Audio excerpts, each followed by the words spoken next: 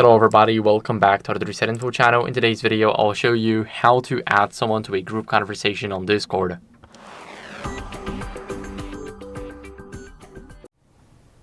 So first, we want to simply click on plus on direct messages. So go to direct messages. Now here you have a plus button to create message. We're going to select two people and we're going to give our group a name. Of course, it's optional, you don't have to. But we're gonna give it anyway. Here you can also add an icon. We're gonna click create group message, and as you guys can see, we can say, for example, we got hello, and now we can wait for answers from someone else. So as you guys can see, we already got an answer. Here we got our group, and that's how you guys can add somebody. Of course, if you want to invite someone right now, you can click invite to group DM.